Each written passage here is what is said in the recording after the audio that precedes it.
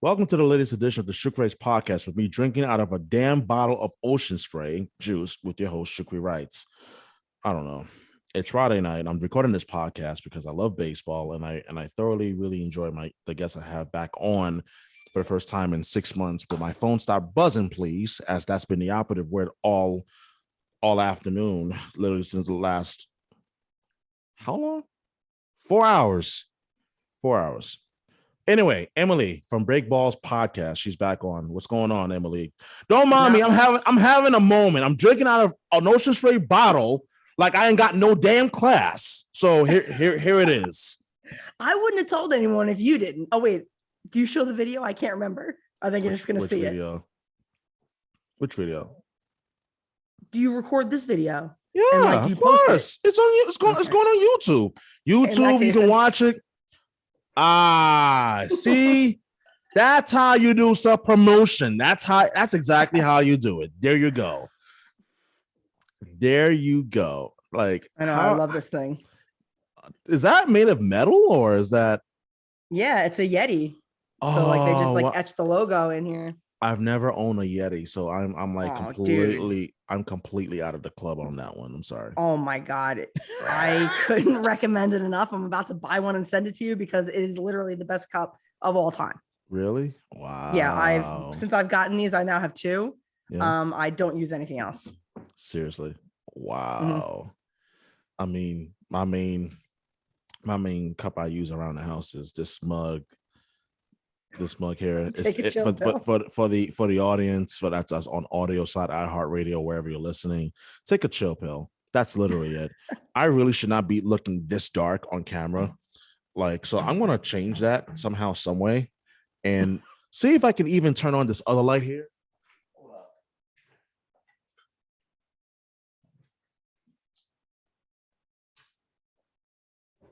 Yeah, a little too bright, but should be a lot more visible. Yeah, there we go.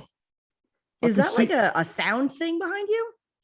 Oh, that green screen? Yeah. Hold up. That's a good idea. I don't even think I have enough of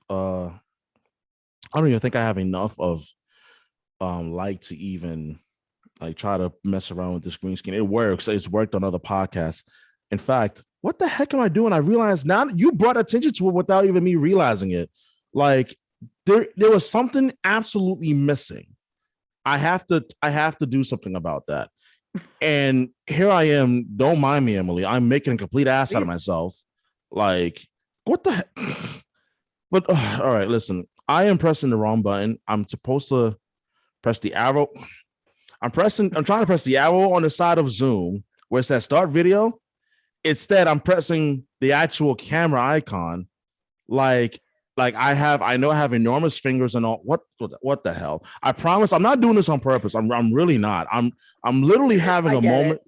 I am having a moment. Like, I don't know what else is there to describe it except man with large fingers, struggles to press a small button. It's like me struggling to type like with large hands on those small little QWERTY buttons back in the day. Yeah, I know we're getting old. Yeah. Excuse us. We had to push it like 3 times to get to the letter. Oh, God. That's exactly what I'm going through at the moment. There we go. Whatever. I'm glad to have been in high school and college when those phones were still because you could easily look at the front of the room and still like text somebody and have no clue. Where now my fingers just all over the screen with no clue as to where anything is. Oh, God. And also I'm not in school anymore, so I guess it doesn't matter. I mean, consider yourself very fortunate. Thank you. Thank you all so kindly. I didn't know we were gonna have a full theater audience here. Yeah, I knew I was forgetting something. Something was completely off. So either way, now that hell has finally ended with the lack of baseball, and now we await madness in the form of the free agency period. How are you feeling about baseball finally being back? I haven't been this happy in like 2 days in a row in months because it's been brutal. And not, obviously I know like it's not like we missed games. There's no baseball games in the off season, but I don't I totally took for granted even just BS rumors from any sort of like reporter or anything that happens during the hot stove, even if nothing, just to chatter. Like the fact that there was nothing and the only thing was really boring and dry labor dispute and nasty labor dispute stuff. Like it was just soul sucking. Like talking about that and fighting about it with people. Like, oh, I'm gonna need you to say that again. Soul sucking. Like, it was soul sucking. I mean, soul snatching. I mean, for the audience, but I get what you're saying. Yeah. Oh. Oh my God. Soul snatching. That's quite the soul snatching. It was, and whatever you want to call it, it was fucking terrible. And horrible. I'm so happy baseball's back. I'm so happy that the hot stove is not quite as hot as they were telling us it was going to be, but things are starting to pick up a little bit. You know, it's wild. When the news broke yesterday, Thursday, as I'm recording this podcast on a Friday night, I was like sitting right by the Boston Harbor, and I did a video that was already published in an online article. And I'm like, okay, how many times is this going to happen to me? Like, whereas guy who happens to have a following, he records a video and it gets published in some article by some guy or some publication I don't even know much about. I'm not even going to say that I never heard of it out of not trying to sound like a complete rude douche, but rather I'm like, man, baseball is back. Thank God. Now it's almost like as if that spring feels normal again. And it's like we have spring training games to look forward to beginning next week. Mandatory reporting on Sunday for the Yankees. At least that is. I don't know about the Red Sox locally, but man.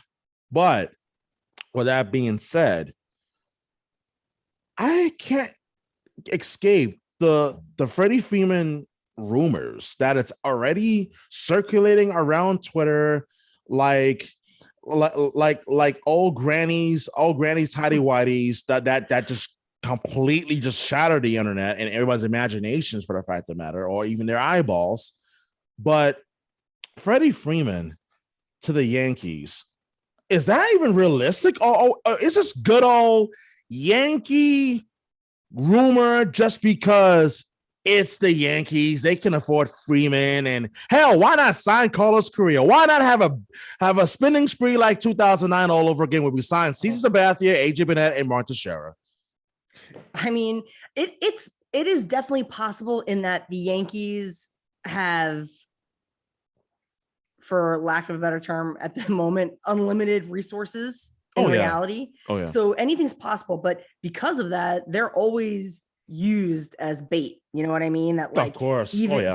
Why wouldn't they? It drives up the price, it drives up interest. So, and there could be a place for him because I think the Yankees would be looking to move Voit. So I would imagine if they are going with a stopgap, you know, like moving Urshela to short for a year or two while they wait for Volpe or whoever, then I feel like they have to sign Freeman or they have to trade for Olsen because you can't keep Voit at first and have Urshela for a year or two. Didn't Voit get traded today to the Rangers? Or was that some sort of a rumor? If he did, I totally missed that. Hold up, Lord! I'm about to double check just to verify. Like, I could have sworn I thought I saw something on Twitter about that. Luke Voit. Hold up. No, I don't see anything. When I just Googled it, top stories don't have him as traded. Yeah, that was probably some rumor that I saw. Yeah, it was a rumor. Well, so right now, if he was traded, you would know that all of a sudden Yankee Twitter would be acting like as if they traded Derek Jeter. Then suddenly Luke Voit is like, oh, everyone loves everyone who's traded. Or they traded away Aaron Judge for a bag of peanuts. Oh my God! Don't you bite your tongue? Do not even put that out into the universe. I will end this Zoom call right now. I mean, he's in his contract year, so anything can go. I mean, but they better extend that, man. Seriously, is that the number one concern for Yankee fans going into 2022 or what? Yeah, I mean, I'm not concerned. I think that there is no chance of them letting Judge walk. I don't think he sees free agency either. You have to assume that they've discussed, that this is an ongoing discussion with his agency and the team. And so it's not like nothing, there's no news about it yet. I would be surprised if he's not extended by at least July. If they go into the second half of the season, I'd be worried. Yeah. I would be a little worried, but I still think that they'd lock it down. He won't see free agency. That'll be a nightmare if he does. I'd be stunned.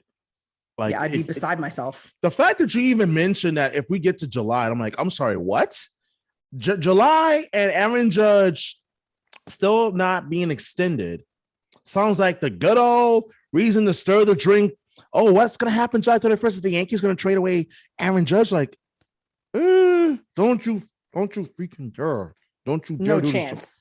I mean, if they hadn't traded for Stanton and if they hadn't signed Cole, then I would see. I mean, I think Judge probably would have been moved by now. Oh, but for sure. It's clear that they brought in those guys to complement Aaron Judge, to complement Gary Sanchez, the guys, Gleyber Torres, that had already been here. So those moves, and the same thing, that's why I'm really feeling like they're not going to just go with the stopgap shortstop, because the same rule applies that, all right, well, you're really going to pay Garrett Cole another $36 million for a potential punt year where they're, hopefully they make it in, but who knows, waiting for someone who's a prospect for 2 or 3 years to maybe be a bust. I don't know. That's me as a fan seeing it through like the eyes of a fan and not as the business side, which sucks. And we have just been had shoved down our throats for the last few months, but it is a business thing too. So maybe they'll do it to save money. I don't know. I just can't help but wonder, considering where we are now, where now we can talk baseball. Now we can talk business. We can talk contracts. Whereas I can't help but look at this Yankee team, let's say 2023, and Aaron Judge is not a Yankee. Mm-hmm. I don't know if you listen to R2C2 or with Ryan Ruocco and CC Sabathia. But occasionally, but they had Aaron Judge extremely recently before the lockout ended. And I listened to the conversation and it just seemed like, based on what Aaron Judge was saying in that podcast, he was really kind of giving like that old fashioned friendly nudge, like, like that, where he was basically like, he was like, I'm hopeful. Like, I'm hopeful the Yankees will, give me the extension. So for this, like, listen, he's going into his age 30 season. He'll be 30 years old next month. And this is the time. Like, the guy is clearly the face of your franchise. It sure as hell ain't Garrett Cole. It sure as hell ain't Gary Sanchez. Could have been Gary Sanchez. Why the hell is he still in the Yankees is beyond me at this point. And as far as Aaron Judge is concerned, you look at Aaron Judge and you look at his value to the team. You forget the stats. We all know what the numbers look like when he's productive. I mean, after all, he had a pretty solid 2021 season. Yeah, I mean, can't say enough about him. He's a top 5 player in Major League Baseball. Exactly. Yeah. But now, is it possible that you see the Yankees this year with the motivated Aaron Judge not only putting up MVP numbers, but finally getting the Yankees over the top? Because now I take these two major facets into consideration. Number one, you're finally having a healthy Luis Severino for the first time in 3 years. Yeah, 3.5 years-ish. That's huge, because now you can definitely start him behind Garrett Cole. And then secondly, I'm also expecting big things out of Giancarlo Stanton. There's very little to believe that he won't be able to be 100 RBI guy again in that middle of that lineup, given that the Yankees, they're still stacked offensively, but they obviously have concerns at first base. But how do you see this like shaking out in terms of the Yankee lineup in 2022? I mean, there's a lot of question marks that are hopefully going to get answered within the next 24 hours, whether we'll know if they're going to get some guys or not. I think so. And I'm actually checking Twitter as you're talking. Me too. I'm like, come on, break some news already. Like, I know.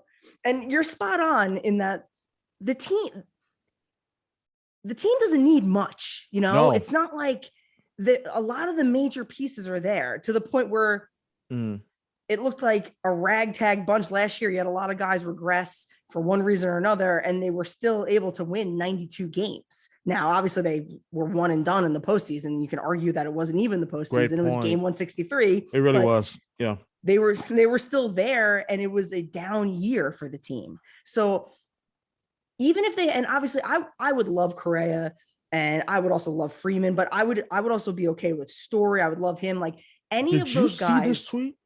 What? John Morosi, sources, the Dodgers are making a strong push and have officially offered him a multi-year contract. To who? Freddie Freeman. No, I'm not even bullshitting. Like, this is the tweet, like, right here. Shit. I'm not surprised. I heard that, that someone else tweeted, I think, that the Braves, Fox Sports, MLB, the Dodgers have offered Freeman a multi-year contract. Yeah. John Morosi also tweeted this again, like also within the last 50 minutes as well. Yeah, so literally as we're talking about Freddie Freeman and a very few hosts that the Yankees have, says this is why I feel like Dave Chappelle when he's got that itch, he's got those cracked lips. Like I'm like yearning for baseball news as we do this podcast. Like I know it's overwhelming after nothing from like seriously. I hate to be that guy, but for the sake of entertainment, I'm going to be that guy. It's like you're going through a dry spell and you finally get a little action. And then you're wondering, I kind of need some more of that action. You know what I mean? Like this is exactly what baseball fans are going through right now. Like the T, no action for months. No action since the Braves, thankfully, won the 2021 World Series. Thankfully, on a massive Jorge Soler mammoth home run. Now we got baseball to actually talk about, and Freddie Freeman may very well be a Dodger. That would be crazy. I mean, like, I'd die laughing. When is enough for the fucking Dodgers already? You know what I mean? I'm sorry. Can I curse? Yes, we had this conversation in the last podcast. The answer is yes. All right. I'm a bit more milder because of. Obviously, the new opportunity comes with new responsibility. So, yeah, eyeballs will be on me now. Like, don't worry, I'll try to keep it. You can still be animated, but I'm not worried about that. But no, by all means, be yourself. Seriously, go ahead. But how many players do the Dodgers really need? You know what I'm gonna love, and maybe this is gonna be. I'm gonna knock on wood. Real quick. You know what that reminds me of? What? Remember when the Dodgers had that big trade with the Red Sox in 2012 when they acquired Adrian Gonzalez, Josh Beckett? Yes. That's exactly what this kind of feels like in a way. The only difference, before you baseball fans start to jump down my throat, the only difference is that the Dodgers are already loaded at every position, with the exception of shortstop. They lost Corey Seager to the Texas Rangers in free agency before the lockout started. So that's one Turner. And Trey Turner.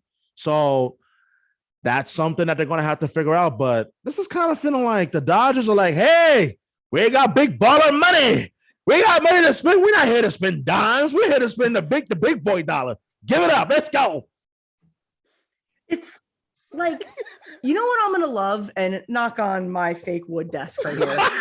Fake wood desk. I'm going to love when the Dodgers also bring in Freeman. Yeah. And they have a star-studded cast, and they still don't win the World Series. That's like one of my favorite things about the Dodgers. It'd be the most Dodger thing that could happen. That was literally the tale of the Dodgers during the 2010s. That entire decade was literally, we'll get one star after the next. We'll get Adrian Gonzalez, have him hit in the middle of that lineup. Still don't get past the NLCS. You still couldn't get past the Cardinals in the NLCS in 13 or in the Division Series in 14. You couldn't get past the Mets in 15. And then, like, you catch my drift. Lost in 5 to the Mets. I'll never forget that. I remember my whole family, my brothers are Mets fans and stuff, so they and all their friends were watching that series. It was a lot of fun. And 15 was fun. I'll never forget. Oh my God. And I'll never forget just being like, the Dodgers are losing to the Mets. Like, I cried laughing. Such an embarrassment. But honestly, Jacob deGrom was a beast. This is before what Jacob deGrom became what he is now, which is unquestionably the best pitcher in baseball. Let's just put our biases aside and let's be honest. Like, he's the best pitcher in the game right now. Yeah, without question. But man, that 2015 series was just pure comedy. Game 5, it was like the only way the Mets can legitimately screw this up is if then manager, I'm sorry, I'm having a brain fart. Terry Collins, thank you. Terry Collins says, we're gonna go to Jeurys Familia in the 8th and 9th inning and watch him implode like he's done prior to the Mets getting freaking Edwin Diaz. Jeurys Familia, I remember him. He got popped for PEDs 3 times, was suspended for life, but his life ban only lasted like a year, and then MLB let him back in. Classic MLB. This is wild. Sources, Freddie Freeman negotiations expected to reach a conclusion in the next 24 hours and possibly by the end of tonight. I'm done. Kiss Freddie Freeman goodbye. Just do it. I know. And you know what? Freeman wasn't someone that I have had my heart set on. Yeah. Over the course of the offseason or the lockout. So I'm not even going to be that heartbroken if he goes there. Plus, the Dodgers are only a team that the Yankees would potentially have to worry about if they meet in the World Series. October. Mm-hmm. Exactly. So it's at that point, whatever. And if we're meeting them in the World Series, then shit's gravy at that point. There, so whatever. Go to the opposite coast and the other league. See ya. Go to the best coast and still take massive L's in October. I am just to the Padres. Seriously, I am waiting. Mike Deportes, who the hell is that? Oh, I was gonna say you can't stop dead in your tracks like that in free agency. So the my Cubs heart just sank. So according to Mike Deportes, the Cubs are unwilling to pay nearly $300 million or above for Carlos Correa. So the Cubs are out on Carlos Correa. And plus, why the hell would they even go for Carlos Correa when they're halfway there on their way to a freaking rebuild? Let's call it a spade. And they just signed Simmons, thank God. So the Yankees aren't going to get him. Why were even Yankee fans clamoring for the idea of getting Anderson Simmons? Because Yankee fans are clamoring for the homegrown talent story with Volpe or what's his name, Peraza as well. Peraza. Yeah. Mm-hmm. So listen, I'm not adverse to homegrown talent at all. The core four aside, it's Aaron Judge. I'm glad you're not. No, I love that, but I love that with Aaron Judge because that was the window. The Yankees, the old guard was done. A-Rod forced into retirement. Then Judge and company come up. Where now, like we said before, I just don't like waiting and hoping that it pans out. And then so I will be disappointed. I have to admit, if they do stopgap, and now, especially if they don't get Freeman, I will be very, very disappointed. It will be very, very tough for me to swallow the pill of trust the process. I will eventually, but it'll be a tough one. And I'm a cynical New Yorker, so I can't help but feel like that's coming. I don't know if cynical would be one to describe me. I'm more of, I am prepared to be negative Willie on the Yankees this season if I need to be, because one, I'm at a point now where I don't want to hear an excuse about the damn collective bargaining tax. I don't want to hear a damn thing about crying poor. When you have Steve Cohen outspending your ass, making your dad turn over in his grave, I don't want to hear a word about that. For the sake of not getting into an irritated mood, just thinking about the idea that the Yankees won't even use their financial wealth. According to Sweeney Murray, and this is an interesting topic, I'm glad that I came across this.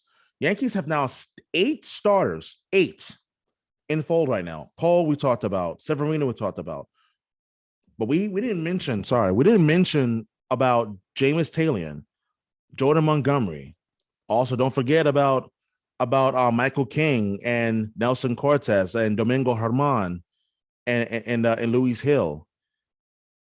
That's not bad, but if you had to pick 5 out of those 8, and opening day is tomorrow. Who out of those eight are you picking?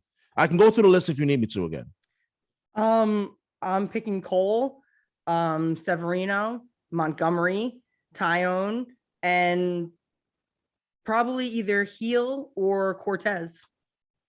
I think Cortez would be better as a swingman out of the bullpen. He could be a reliever, a long reliever, and yeah. I think that the similar situation that the Yankees do with their DH, how it can be rotating. Yeah. They've been doing that with the rotation and the bullpen the last few years. So I can see them sticking with it. And to be honest, Nestor, he earned his spot. It's his spot to lose, I think, because he really stepped up in 2021.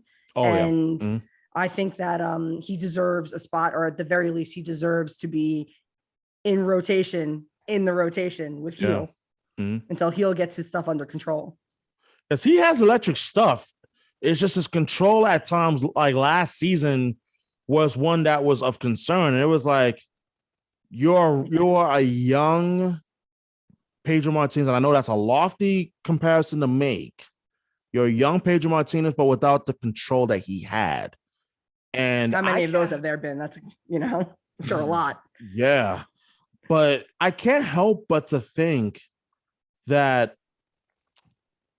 if you're the Yankees, for me, my five would be pretty simple. I'll go with the obvious, and that is Cole, Severino. And I've always felt that slots 3, 4, and 5 were really open for debate. But after those two, Severino and Cole, I would go with Talon. That's the third guy. Keep Montgomery at fourth. And I would take a chance with Michael King as a fifth starter. But out of those 8 guys, it's not a horrible predicament to be in. And I say this because let me remind baseball fans that this 2022 season, you're going to see a lot of doubleheaders, a few doubleheaders. When exactly that remains to be seen. But you're going to get all 162 games. And on those days that you got those doubleheaders, and the days of 7-inning doubleheaders are done, by the way. God. That's a thing of the past. So you're back to playing 18 innings on a given day. You're going to need those extra arms. So the Yankees are, in that regard, they're not in a bad position at all when it comes to arms. It's just, who do you slot as your number 4 or 5 starter? Because that kind of does matter, as we've seen the last couple of seasons. Yeah, I mean, fortunately, and I think the key for the Yankees this year is to hopefully get a little bit more length and to even see, even if they rotate it slightly, to get some more solid, like, this guy is our number 4, this guy's our number 5, because they put too much on the bullpen, because the bullpen is elite. And then by September, October, they're gassed. So like, I'm really hoping that they don't, just throw in someone like Michael King or someone like Heel, who they know they're only going to get 4 or 5 innings from, and then do the bullpen the second half of the game, because Chad Green struggled last year, and it's because he was overused. Like, a lot of the struggles that we see out of the guys in the pen is because they're not being used properly. Not unlike old man Gardner. Like, I'll clown Gardner and everything, but he was starting every day because Hicks was hurt last year. So if he was used in the manner they anticipated, he wouldn't have been as bad. But I'm glad you brought that up. I'm glad you brought that up, because that's now my next topic of discussion. Sorry, get ahead of Aaron Hicks, that man who signed a 7-year, $70 million contract extension, is coming off a major arm surgery.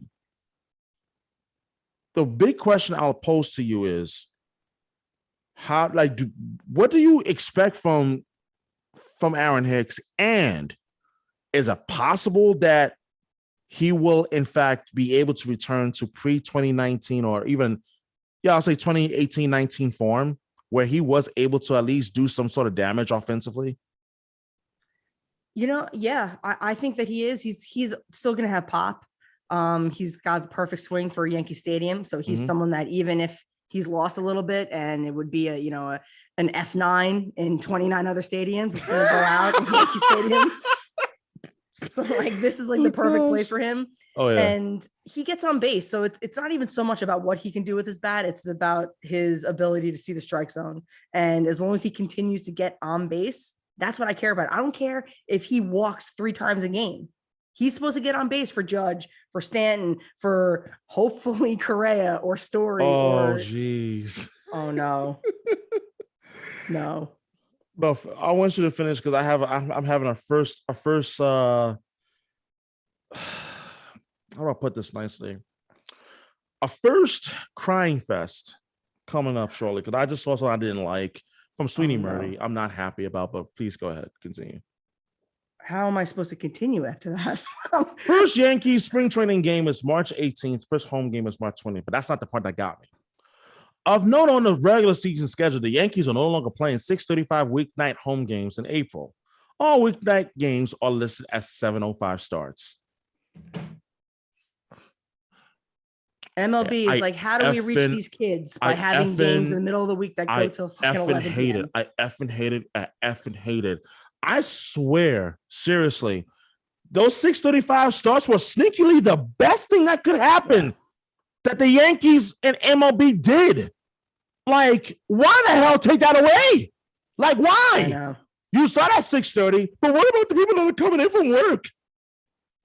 As the infamous meme from social media we've seen where Michael Jordan, F them kids. Like, this is what MLB literally just did. They said, F them kids. I'm like, wow, okay. So no more 6:30 games? No more 6:30 turning into yes? And like, no. So we're going to start games at 7:05 and games in at 11:05. And if you happen to be lucky enough and energetic enough, we can stay up and watch the yes post game. Like, that'll be lovely. And lovely. Classic MLB too, that, they're finally going to have like, 11 a.m. or 11:30 starts or like early starts for games, but it's on Apple TV. So you have to have the freaking subscription to watch games that are finally going to be happening earlier. So it's just MLB just loves to. Another underrated aspect of that whole point. MLB is returning to NBC now. Peacock will be predominantly the exclusive broadcast of the major league games and whatnot.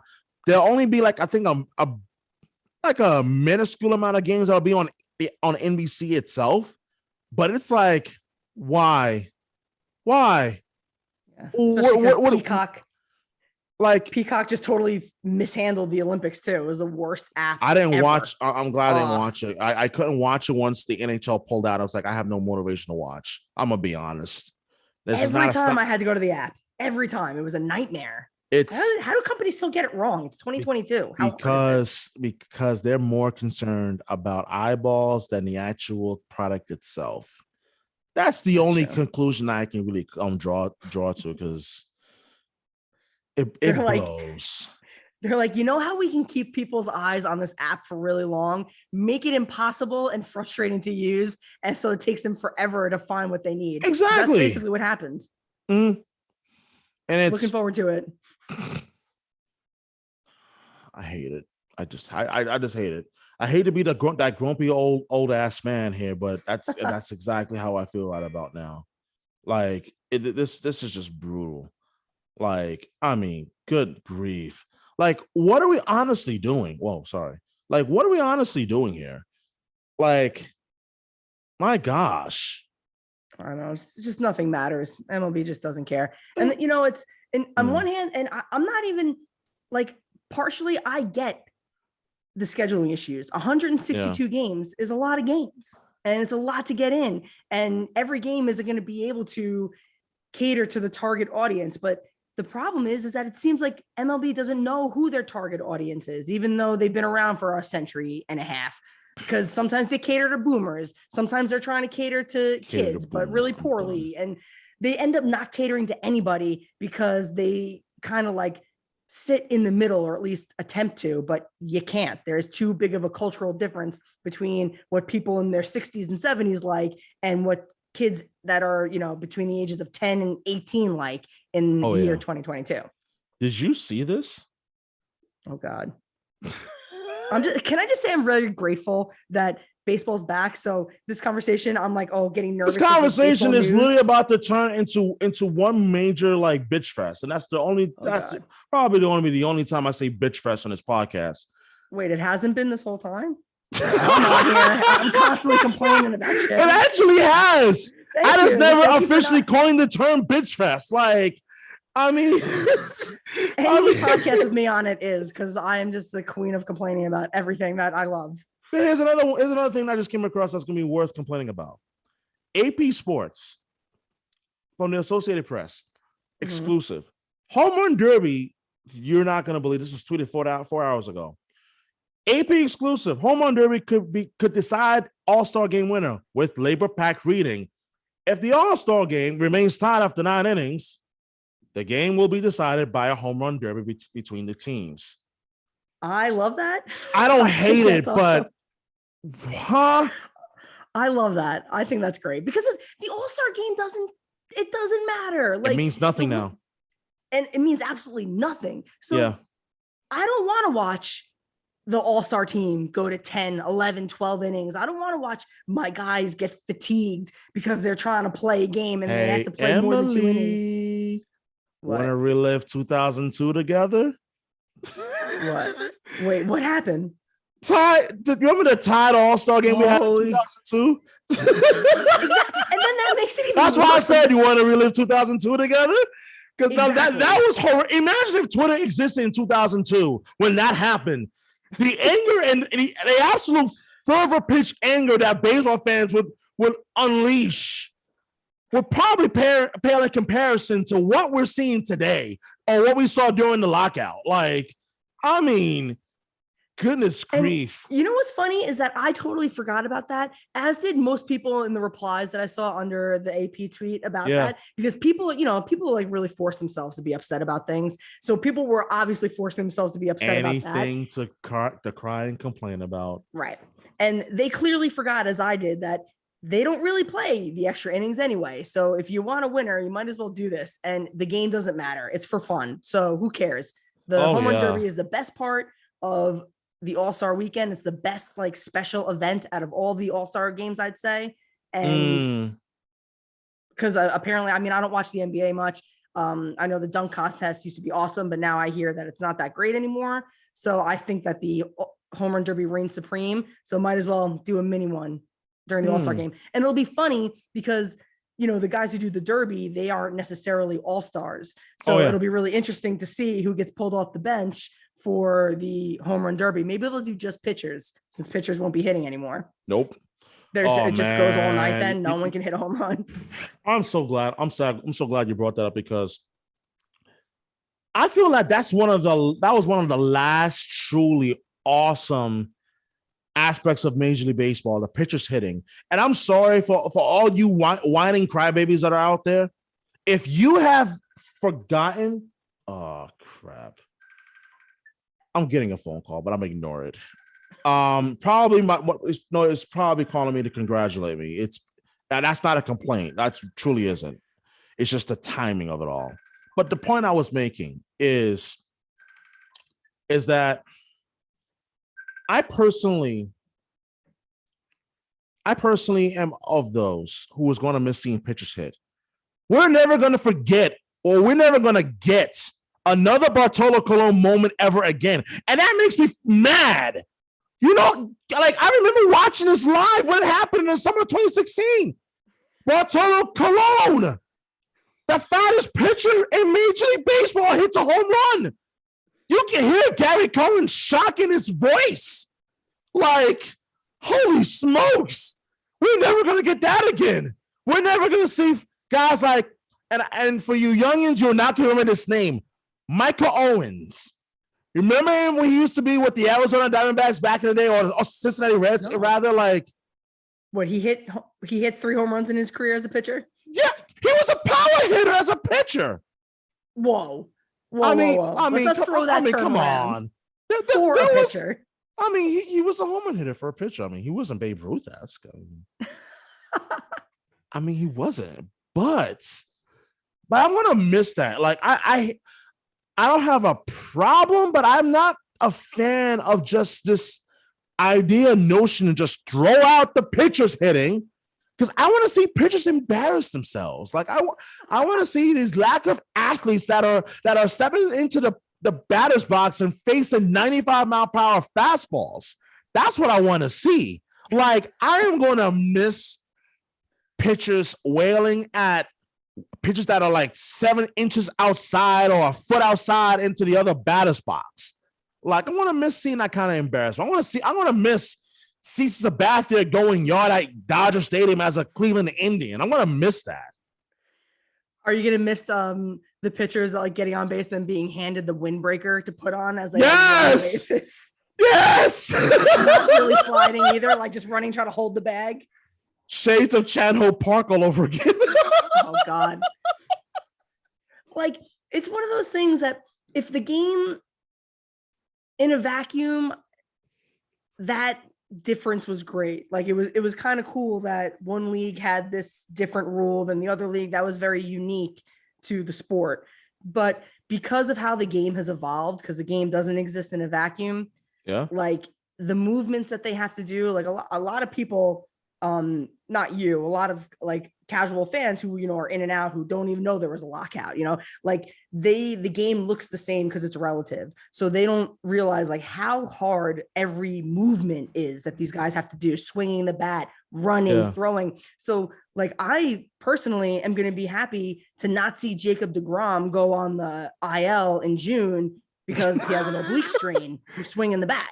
You know what I mean? Like, that is the Bartolo home runs. Those are great. They're great web gems or whatever. They're great highlights, but the vast majority of pitchers, it's like, oh, this guy, I mean, Cheng-Ming Wang, his career ended because of running the freaking bases. Like, that is one of the great tragedies in recent Yankee lore. Like, it really is. Like, I'm amazed that that's not talked about enough now versus back in 2008, 2009. 2009, he was still a pitcher, but he was literally a walking home run launching pad at the new Yankee Stadium.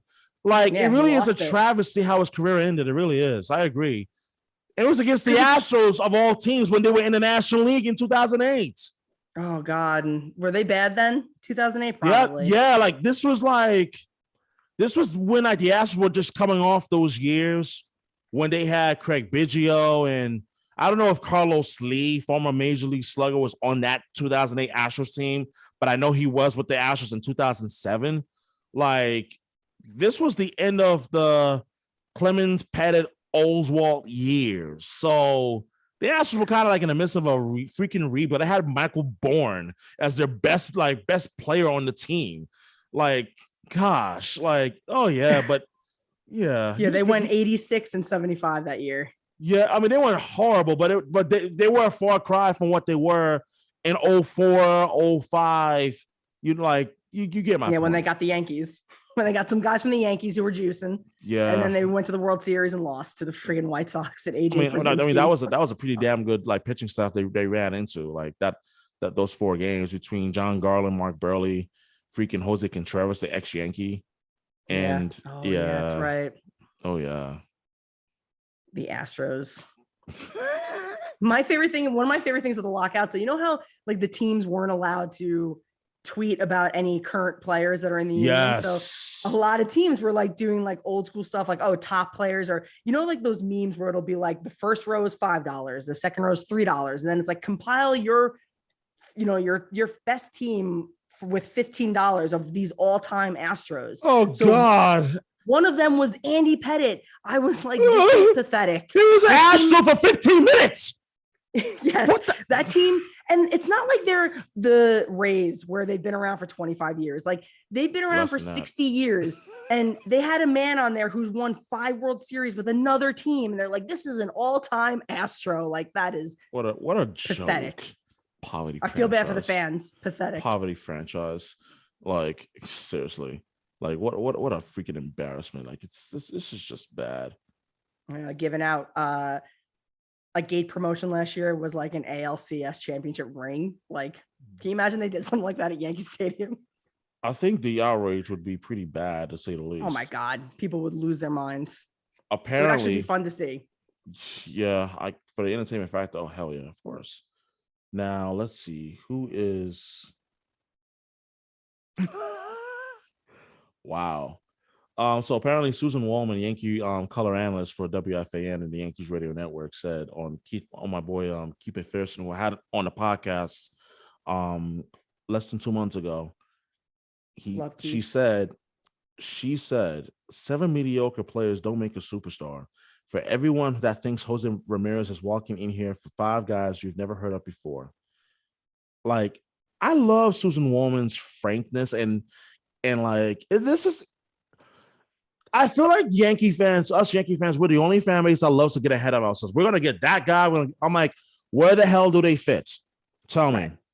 Like, this is why I said what I said recently, that I'm really going to become more of a vocal voice on Yankees Twitter this season, because I really need to really slap some sense into Yankee fans, that like some Yankee fans who love to get ahead of themselves. That really pissed me off. I mean, you follow me on Twitter. I mean, you've seen the impact that I already have on the city of Boston in itself. Like, but Yankee fans need that voice of reason. I mean, and I know Yankee Twitter is filled with plenty of those voices, including yourself and Keith McPherson, WFAN, and Joe's McFly of Talking Yankees, John Boy Media himself. But my gosh, some of these Yankee fans out here are like, you really wonder, does someone put weed inside of the bacon, egg, and cheese sandwich in the morning and decide to tweet wild, complete garbage of what they think the Yankees should do? I just wonder. I love when it's like, this guy sucks. Let's trade him and this other guy that sucks for the best player on this other team. Like, that's how do people think that's like? They're like, Andujar is terrible. Let's trade him and Clint Frazier for Poor Andujar. Speaking of which, real quick, I read the reports earlier about him getting robbed in the Dominican Republic. Like, I'm genuinely happy that he's okay, but I'm sorry to interrupt, but I had to add that in there real quick. Like, so it's a really messed up story. Go ahead. Yeah, really scary. I'm glad that he's okay too, and I don't think anyone got hurt, but apparently he's still traveling to New York or to Florida for spring training either today or tomorrow. That's tough to have to just stay on the grind, because I hope he gets some help, because that is definitely a traumatic experience, I would imagine. I agree. I absolutely agree. And I am. What is this? Oh, cringe. So here it is. John Heyman. Oh God. Dodgers and Braves. Don't you guys just love the owners? At this point, I cannot stand John Heyman. And it's just only out of petty reasons, not the professional whatsoever, but petty reasons. Right. John Heyman just tweeted out 35 minutes ago saying Dodgers and Braves have been mostly consistent pursuers and most likely landing spots for superstar Freddie Freeman. John Morosi says Dodgers are making push now. It's a surprise that Braves didn't lock him long ago. Believe as they've been offering about $140 million for 5, but he should get 6 years. That is exceedingly low, considering for 5. Yeah, that's exceedingly low, considering. And say what you will, and I'm open to have this conversation. It's exceedingly low when you look at what the other free agents have gotten in terms of free agent deals already this offseason pre-lockout. You talk about Marcus Semien and Corey Seager. Marcus Semien got 7 years, $175 million. Corey Seager got what, 10 years and $325 million, around that number ish. 6 years, 140 for Freddie Freeman. Yeah, I don't think that's good. I mean, the AAV is a little low, might be there. I think that if someone's going to try to lock him up until he's only like 37, they're going to have to come higher than that per year. I agree. That he at this point in his career, I would imagine he's really looking for job security, and he's going to want to have a contract that's going to bring more financial, not job security, because like wherever he goes, he's going to end up being a starting first baseman. But in terms of money, he knows this is the last big contract he's going to get. Right. Right. And as far as not having to go back as a free agent at 37 years old is what I meant with job security, that like he's going to want a contract to bring him until he retires. So I think that if someone wants to give him only 5 years, they're going to have to go higher than 28 million average annual value. Average annual value. Enunciate. Great news. Keith McPherson. Again, shout out to you, my man. Love you. Susan Woman just confirmed with him on the Fan that her and John Sterling will be back on road games this season. That's great news for them. Very yes. And Michael K apparently too. The yes will be on the road. Yeah, and the Yes Network teams. I'm like, thank God, because it's been brutal. I blasted Nesson recently, which is the local regional sports network that's the home for the Red Sox and the Bruins locally, in which they still have their broadcasters, specifically the Bruins. Their broadcasters are still calling games in studio, which is crazy for hockey. So angry. Like when the Bruins were away on their West Coast swing, there was an incident in which that the fire alarm went off at the Nesson Studios in Watertown, which is a suburb of Boston. And they had to switch the broadcast feed from the Nesson feed to the Seattle Kraken feed, which was with John Forslund and JT Brown. And I'm like, are you kidding me? This wouldn't be an issue if they were away. And it blew my mind. So when I saw the news that the Yes Network were going to be sending the guys back on the road again this season, I'm like, thank God. Let's just stop it now. It's not even about COVID. It's like basically COVID is money. It's about money at this point. Everybody and their grandma can see that.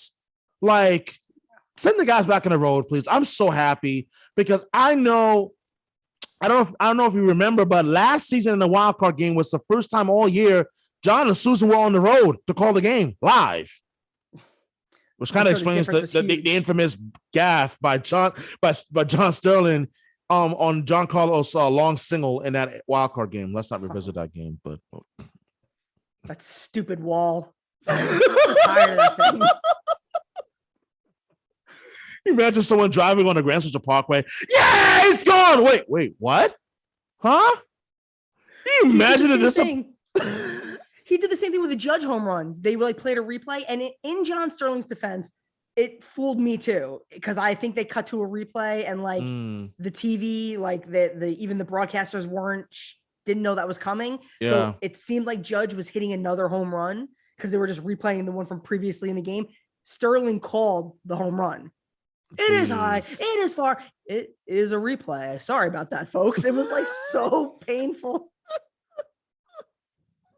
I'm so glad they're all traveling again. I mean, it's seriously, it is time. Especially like the West Coast games were brutal. It's like you could tell that it's just, like Ryan Ruocco or Michael K in the Yes trailer or whatever, or the booth at Yankee Stadium with the lights out at the stadium and the only lights that are on is inside the Yankee booth. Like, and it's 10:30 at night or 1 a.m. Eastern time, and they're calling games. And it's like, dude, stop it. Send them on the road, please. Thanks. Pretty, please. Yeah. I think because now they can also finally they can travel with the team. I think probably this year because it's like these networks are so freaking cheap that it's like, well, if they can't go on the team plane, then we're just not going to send them. Like CBS Radio or whatever, the Fan, Yes Network can't afford like $1,000 worth of plane tickets for these 4 or 5 people. I'm sure there's a whole crew too. I'm definitely simplifying it, but you know what I mean. Of course. No, I totally get it. I'm just like, look. Let us like just stop with the tomfoolery already. Like, and let's just like get the guys back on the road. Like this is ridiculous. Yeah, it's time. Another update: Braves made $100 million profit last year. Freddie Freeman is not the guy to squeeze. The first guy to report it was Eric Fisher, the U.S. editor for Sports Business Group, on the Braves balance sheet. Yes, the Braves are a publicly traded company. They're owned by Liberty Media, so they release their financial statements, and they're the only team that does. And it was great. I mean, obviously the Braves won a World Series, so they got a nice little boost in revenue towards the end of the year. But then, if everyone listening and you remember correctly, the Braves were not good for the vast majority of last year. They were a 500 team, so they lost, I think it was reported that they lost maybe 50 million or so from 2020, but then they made 100 plus in 2021. So teams have already recouped the money lost in 2020. Remember when the owners were crying poverty, we're going to lose so much money, can't afford it. They've already made that money back in one season. Now imagine how much money the guys make, like the Steinbrenners, who have owned teams for 40 years. So like, I don't even get me started. You're not saying anything. I'm like, don't let me get myself started about the owners. Oh, geez. And the whole point of that was like, it was just painful. The whole point of it was, we don't have the money. Shut up. You straight faced lying pieces of crap. Like, really? Come on now. Like, I'm like hearing quotes from billionaires in my 800 square foot apartment. They're like, we're poor on their third yacht. Poor. Okay. Poor man problems. I'm poor. Meanwhile, sleeping on a yacht overnight. Okay. They do the rich guy thing. Well, that's my net worth isn't cash. It's not all liquid. It's like, shut the fuck up. Just amazing. Just the sheer idiocy. I swear. At the end of the day, not all of these teams can afford to get whoever they want. They better figure this out like now, because the only thing that okay, this is interesting. So Hector Gomez, MLB insider and sports journalist verified, tweeted out the last hour and a half of this recording of this podcast, hearing that the Yankees are willing to pay Carlos Correa that amount or above, $300 million or more. As John Morosi reported, the expectation for Correa is that he'll get something like a Lindor deal or better. He's going to get better than a Francisco Lindor deal. I think so. And the reason is because I just think that, we throw out the cheating scandal thing for a moment. We talk about the value of Carlos Correa. We obviously know what he brings forward offensively, and as well as his glove in the infield. If you were to pose the question right now, who's a better defender at short, Lindor or Correa? Who would you say? It would be Correa, in my opinion. I'm going to say Correa just because I am trying to put as much good energy out into the universe, but I think that it's either one, which is to say that they're both two of the best fielding shortstops in the league. So, but by a hair, I definitely think it's Correa. So, I think Correa is a better hitter for sure. Really? Mm-hmm. Better than Lindor? I think that when it's all said and done, Correa will have had the better career. Fair enough. So we'll have to check back on that one in 15 years. Yeah, 15 years. Lord willing, that we're both alive and well. Yeah, seriously. And looks like as of right now, it is awfully quiet. And I'm like, and it's driving me nuts. Like, I know. Like, why is this too quiet? It's just way too quiet. So much so it's going to be the craziest free agent frenzy in sports history. It's been nothing but crickets. I know. And it's like, listen, since when does MLB and the agents and the players care about like impropriety? We don't care if you were talking during the lockout. We all figured you probably were. Like, let's end the formality of like, let's not say anything as to not give the impression that we were talking. Like, since when does MLB care? Come on. Like, when has that ever been a thing? And that's the part that blows my mind. Right. Like, give me a break. We all know it was happening. Oh, gosh. Because there's no way that guys are going to be making these decisions for themselves and their family that could potentially be, have them where they're going to be for the next 7, 8, 9, 10 years in some cases in a matter of 12 hours. Mm-hmm. They want to be wined and dined. They want their time. They want their filet mignon with the red wine. That's right. They want their Yankee iPad that has all the info on it, like Garrett Cole and his wife got when they got wined and dined. Yeah. Oh, geez. A couple more topics, and then we're just gonna end the recording. First and foremost, what are we doing, like, in terms of Gary Sanchez? Like, why is he back? Like, the fact that I get that I get that for right now that things can change, but the fact that he's still a Yankee going into 2022 is like, I don't hate the guy. I want him to succeed, but I'm sick and tired of the errors of behind home plate because they really have been driving me nuts for the better part of the last couple of years. Like, although he's gotten better, but he still has those moments where you're just like, come on, dog. Yeah, Gary definitely has his Gary moments. I think that it really boils down to his trade value has never, it's pretty low. Yeah. So you wouldn't get anything that would necessarily be much better replacement in return. So because of that, it's like his ceiling is high, especially offensively, that it's worth keeping him just because like you're not going to get anyone better than him. There's no free agents available catching that are better options. So might as well have someone in there who's going to have a little bit of pop. It's a great point.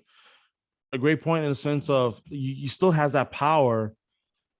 And I'm just curious to see like how he's going to handle the pitching staff, because at one point you did see that there was a bit of a I won't even say a tiff, but more of like a clear showing that pitchers were willing to throw the Kyle Higashioka more than the Sanchez himself. And I wonder, is that going to be a thing going into 2022 again, where pitchers are not going to feel comfortable throwing to Sanchez? And I'm just curious to see how the Yankees are going to handle that.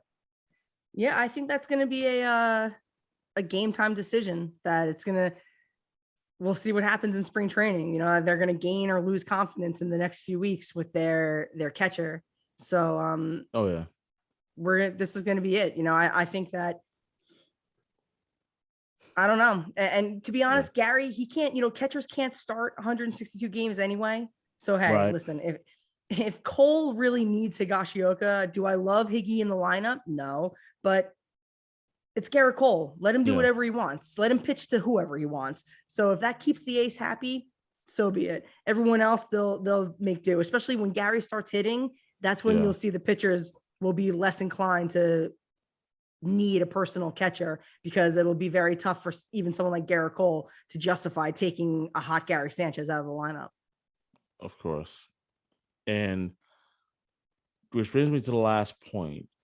I'm really excited to see like what kind of year Garrett Cole can have in 2022. You're gonna have a full season, another full season of Garrett Cole. And last season he wasn't horrible. He was good. He wasn't horrible. Was he great? No, not really. Although his strikeout numbers would indicate otherwise.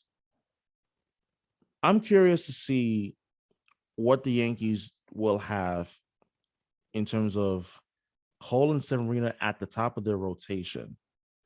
Because I'm not trying to put too much expectation on Severino, considering that he hadn't been healthy in nearly 2 years. So I'm curious to see if Severino and Cole are healthy.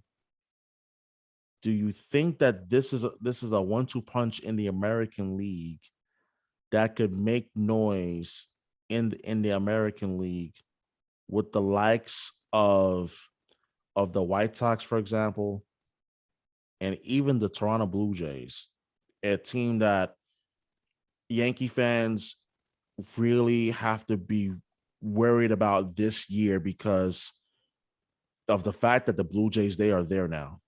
They're there. Vladimir Guerrero Jr., Dante Bichette, and a couple of other guys who also like young sluggers. That team is for real. And you talk about that rotation of Hyun-Jin Ryu, and as well as Alex Manoah. Mm-hmm. That Blue Jay team is going to be scary. Yeah, I mean, I think that having Garrett Cole is everything. Not only is having an ace really important if you want to make deep runs into postseason, but it takes a lot of pressure off of Severino. So I really like the idea of him not feeling like he has to be that guy, because I think that may have had a lot to do with maybe, overthrowing a little bit. Who knows if it could have led to his injury, because he was 24 and he had the weight of being the ace on his shoulders. So I like the idea of him not feeling that. And listen, if the pitching is there, because the Blue Jays are scary. Their lineup is arguably the best lineup in the league, and their pitching is solid, but they don't have someone like Garrett Cole. And someone like Garrett Cole brings a lot of length to a rotation. So when you're able to have an ace, I think that if the pitching can lock that lineup down, that our pitching can beat their pitching, and our lineup is pretty stacked too. So I'm still confident that the Blue Jays are still not where they need to be, especially if the Yankees get someone like Correa or Story or Freeman. And the Blue Jays, I'm really glad that you brought that up, because I wasn't even thinking about that. Mm-hmm. The Blue Jays being as good as they are, and the Red Sox obviously certainly aren't anything to necessarily shake a stick at either. Mm-hmm. That puts a lot of pressure on the Yankees to make a move and bring in someone big, because they can't, a stopgap isn't going to be good enough when you have two other teams that can. Oh, and what the hell? I'm forgetting about the Rays. The Rays too. Like that's so amazing how we both forgot about the Rays. Oh yeah. This division's a nightmare. So this just solidified it. They cannot have Gio Urshela at shortstop and Luke Voit at first base. They can't. We'll come in third place in the league. We will miss the playoffs. I'll say that right now. Yeah, and even now with the American League wild card being in the best of three, no longer the single game elimination anymore. Yeah, like this is a murderer's row of a division where the AL East is the best division in baseball. And if 2022 is going to be any sort of indication of what we saw in 2021, the Yankees are going to be in a dogfight, no question. That no one is going to run away, even though it's easy to rag on the Red Sox because they're our rivals and so forth. But the Red Sox, they are a team that, even though they have some question marks, don't overlook the Red Sox by any stretch of the imagination, because there's something there with the Red Sox in which that I look at that rotation currently right now. You're gonna have a full year of Chris Sale. That makes a world of a difference. Go look at 2018 when he's healthy and he's right. He's a difference maker for that rotation. Oh, yeah.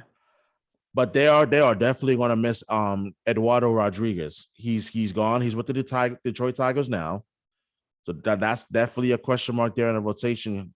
Like, who is going to step up and be able to to eat up the innings that Rodriguez gave you? Like, for me, I think of guys like Garrett Richards, who absolutely sucks, and much to the chagrin of Red Sox fans. And I am curious to see like what the Red Sox are going to do, but this AL East division is not a division the Yankees could truly afford to fall behind early on, because it's going to be a dogfight from day one. Yeah, I mean, obviously all the wins and all the losses count the same, whether it's from opening day or the last day of the 162 game season. But when it all was said and done, the regular season, that is in 2021, not playing well against the Orioles is what screwed the Yankees last year. It's why they ended up tying with the Red Sox and then losing, and then being in the wild card game and losing. So the fact that, not having home field advantage, it's because they went like 500 against the freaking Orioles. They played like shit against them in April of last year. So they can't let up. It can't be, it's only April. I mean, sure, there's time to make up lost ground. You don't want to be behind the eight ball that early. Yeah. Especially against teams that you should be beating. Like what makes the teams the best at the end of the season is because they beat up teams like that. That's the teams that you're supposed to beat up. So when the Yankees aren't doing that, they make it very hard for themselves. And now that the Blue Jays aren't just like the babies anymore, even though those guys are really young, they still have now been a team together for a few years. They're ready to go. They could easily make a run and win the division, and they could easily get a wild card spot and beat the Yankees. So it's like the Yankees really have to be ready to go. And part of me, I'm really happy that spring training is short, because I usually get tired of spring training after especially after 2 weeks. It's like, why is it a month and a half? We started in February 15th and we end on March 30th for opening day. Too damn long. I know. And so I'm happy about it, but I'm also a little nervous about it because the pitchers do need time to ramp up. Yeah. But everyone has the same circumstances. So it can't be the excuse because every team has a short spring training. I agree wholeheartedly with that. And on that note, time to wrap up the recording. Emily, thank you. Thank you. And on behalf of Crime Pineapple, this bottle right here. Going for that endorsement deal from Ocean Spray. I gotta make money somehow. Hell yeah. Ocean Spray. Let's go. This is awesome. Thank you so much for having me. Every time I have a great time talking to you. It's great. Absolutely. Like this time was no different.